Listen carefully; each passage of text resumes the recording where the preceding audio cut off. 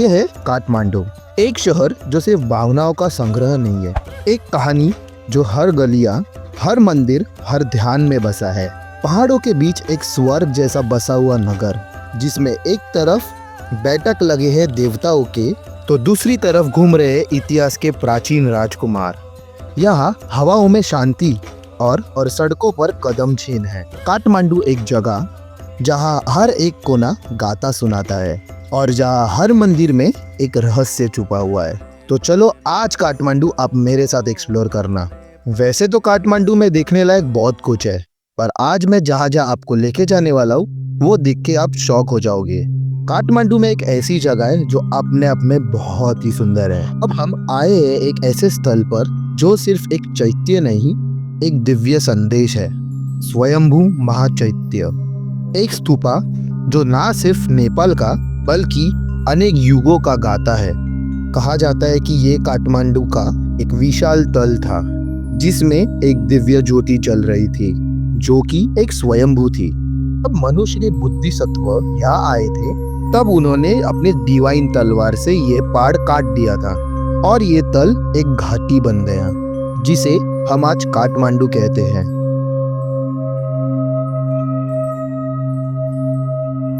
आज भी जब आप यहाँ आते हो तो ऐसा महसूस होता है कि प्राचीन योगी आज भी यहाँ ध्यान कर रहे हैं। यहाँ घंटी की आवाजें, ये मंदिर का शिखर, हवा में घूमते पटाखे, सब कुछ एक अलग संसार की याद दिलाती है। स्वयंभू सिर्फ एक धार्मिक स्थल नहीं, एक ऐसा स्थान है जहाँ मनुष्य और देवता एक ही आकाश में श्वास लेते हैं। यहाँ आकर ऐसे लगता है कि जैसे समय रुक गया हो। स्वयंभू महाचैत्य एक ऐसी जगह है कि एक मंदिर नहीं, एक ऐसी जगह है जहाँ भक्ति, इतिहास और आत्मा एक साथ जीवित है। एक्चुअली मैं नेपाल के बारे में एक चीज़ बहुत ज़्यादा पसंद करता हूँ, वो है यहाँ की क्लीनलीनेस। एक्सट्रीम लेवल पे मुझे नहीं पता कैसे इन लोग रखते हैं, क्या रखते हैं। और टेम्पल्स में तो उससे भी ज़्यादा होती है। मेरे को उनके टेम्पल्स की और एक चीज़ बहुत ज़्यादा पसंद है, वो है इन लोग बहुत ज़्यादा कल्चरल होते हैं उनके स्पिरिचुअलिटी को लेके और उनके भगवान को लेके। जैसे उन लोग गौतम बुद्धा को बहुत ज़्यादा मानते हैं। आप जहाँ पे भी देखो उन लोग आपको ऐसा ट्रीट करेंगे कि आप उसी कास्ट के हो या उसी रिलीजन में मानते हो। इतना अच्छा लगता है ये सब देख के, क्या पूछो मत। मैं अभी था, वो मॉन्क मुझे बोल रहे थे, समझा रहे थे, मैं रिकॉर्ड कर रहा था पर उन्होंने बोला कि रिकॉर्ड मत करना, सो मैं उनकी रिस्पेक्ट करता हूँ। तो इतना ज़्यादा अच्छा लग रहा था। मुझे गौतम बुद्धा के बारे में बहुत कुछ बता रहे थे भाई साहब। मतलब ये रोड के बीच में मंदिर है, लाइक वहाँ पे मेन रोड है जो इंटरनेशनल हाईवे, और यहाँ पे जो मंदिर है इनका बुद्धा का, ओ भाई साहब इतना अच्छा लगता है ना जब उनके मॉन्क्स को देखते हैं प्रेयर करते हुए, जो दिया लगाते हैं उन लोग, इतना सिस्टमैटिक होता है क्या पूछो मत। स्वयंभू महाचैत्य देखने के बाद हम निकल पड़े काठमांडू के सबसे फेमस अट्रैक्शन की ओर, जो कि था पशुपतिनाथ मंदिर। वैसे मुझे ये मंदिर के बारे में बहुत कुछ पता था, पर मुझे और भी कुछ जानना था इस मंदिर के बारे में, जिस वजह से मेरी एक्साइटमेंट लेवल कुछ और ही थी। मंदिर में एंटर करते ही मुझे एहसास होने लग गया कि ये मंदिर कुछ आम मंदिर नहीं है। अंदर आते ही जो मेरे मन में ख्याल आ रहे थे, जो मेरे मन में विचार आ रहे थे, सब कुछ बंद हो गए और मैं हो गया जीरो।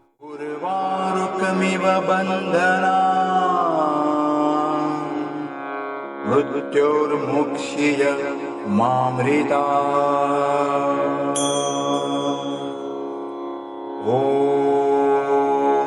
त्र्यंबकं यजामहे सुगंधिं पुष्टिवर्धनम् उर्वारुकमिव बन्धनात् मृत्योर्मोक्षीयमामृता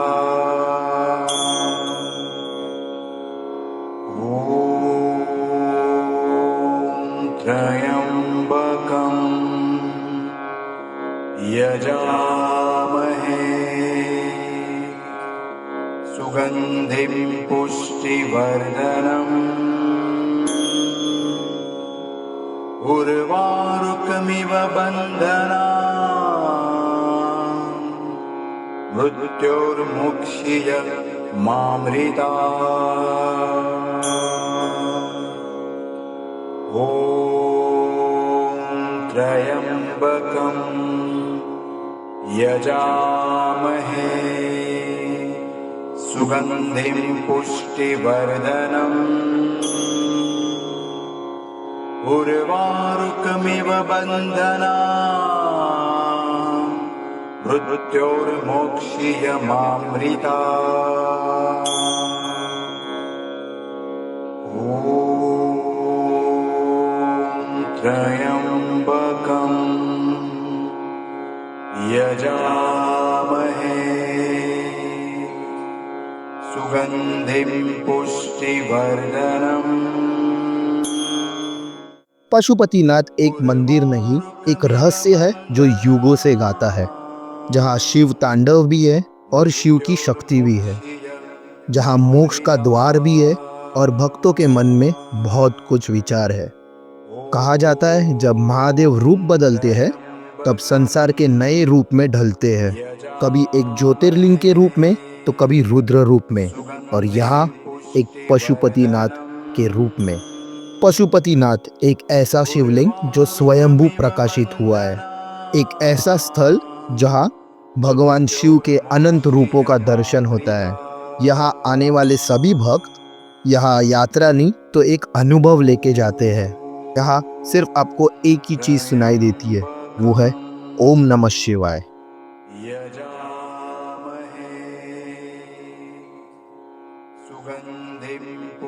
का मंदिर, शिवाजी का मंदिर।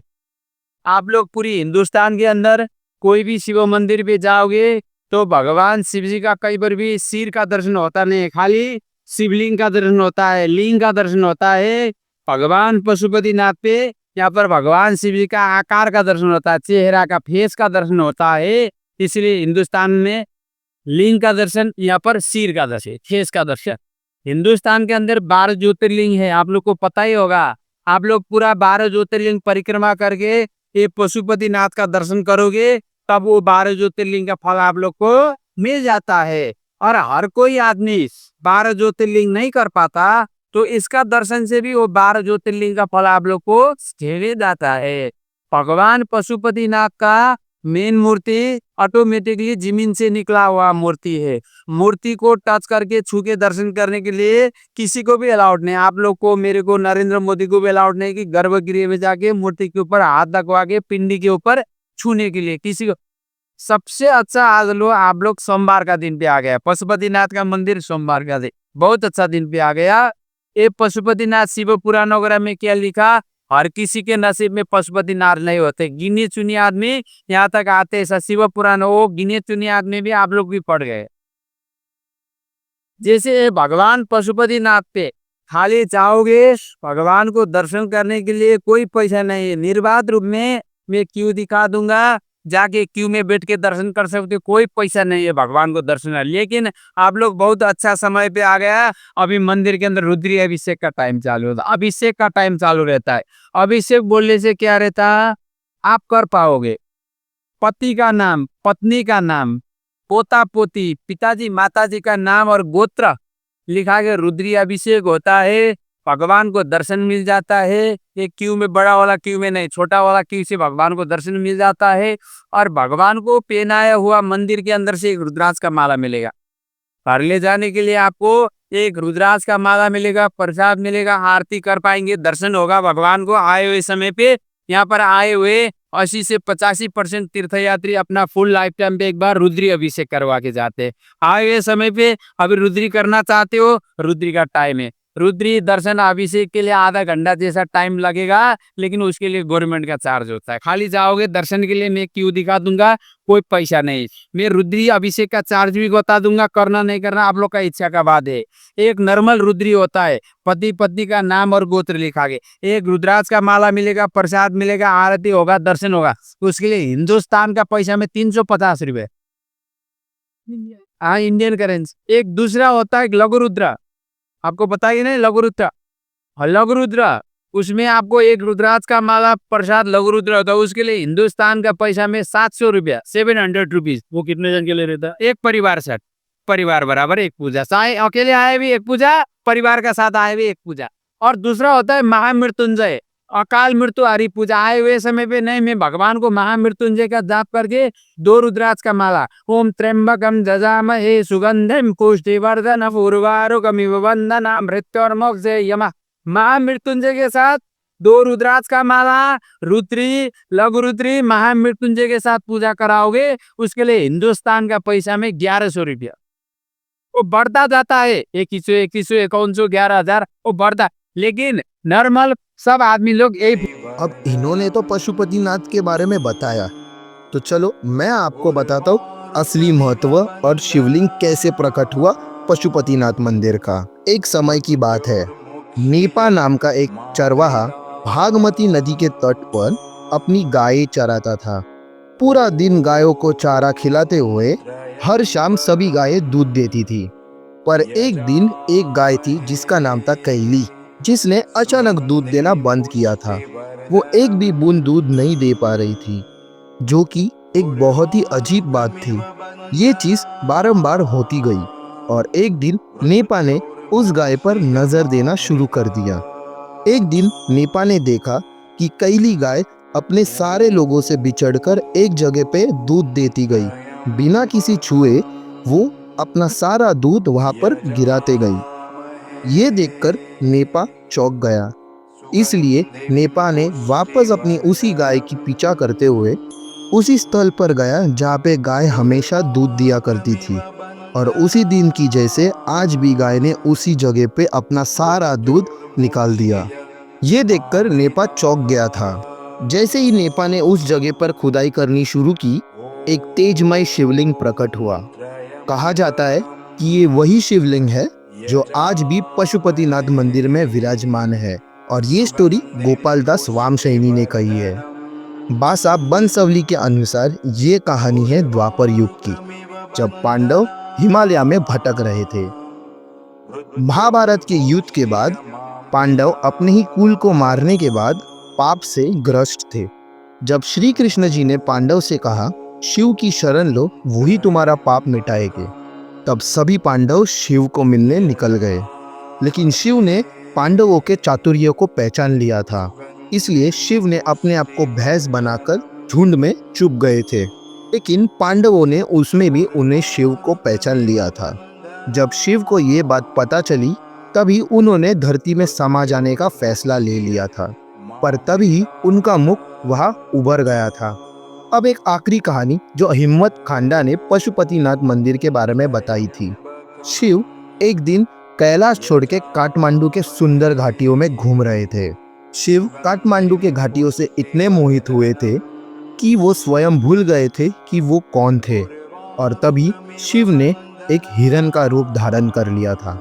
ये देख देवता चिंतित हो गए थे और सभी पूछने लगे शिव कहाँ गए। जब देवताओं ने एक अद्भुत हिरन देखा तो समझ गए यही महादेव है। तभी सभी देवता हिरन को पकड़ने का प्रयास करने लगे। इसी शक्तिशाली खींचातानी में हिरन का एक सींग टूट गया और वैसे ही शिव वहां से गायब हुए और वही सींग आगे जाके पशुपति शिवलिंग में बदल गया। वैसे तो अनेक कहानियां हैं किताबों और ग्रंथों के अनुसार, पर सभी ग्रंथों और किताबों में यही मान्यता लिखी गई है और दिखाई गई है कि ये शिव जी का ही मंदिर है। पशुपतिनाथ एक मंदिर नहीं, एक रहस्य है। हर किताब एक नई कहानी बताती है, लेकिन हर कहानी का एक ही नायक है, वो है शिवा। उर्वारुकमिव बन्धना मृत्योर्मोक्षयमामृता। शिव जी के साक्षात दर्शन करने के बाद हम निकल पड़े बुद्ध नीलकंठ मंदिर, एक ऐसा मंदिर जो आपको अचंभित कर देगा।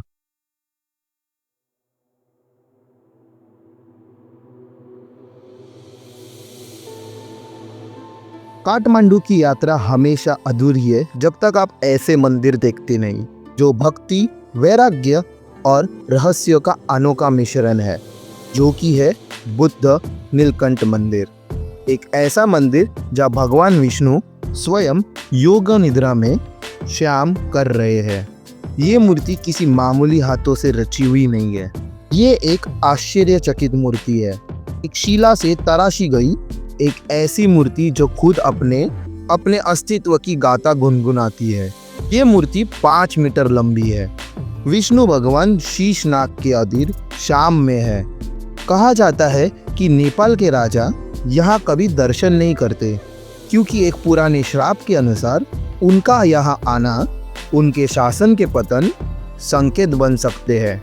बुद्ध नीलकंठ एक स्थान जो केवल दर्शन का नहीं, भावनाओं का है। एक ऐसी जगह जहाँ विष्णु स्वयं श्वान कर रहे हैं, जहाँ समय रुक जाता है और केवल एक ही शब्द गूंजता है, वो है ओम नमो नारायण। तो ये थे काठमांडू के वो जगह जो बहुत कुछ रहस्य छुपा के रखते हैं।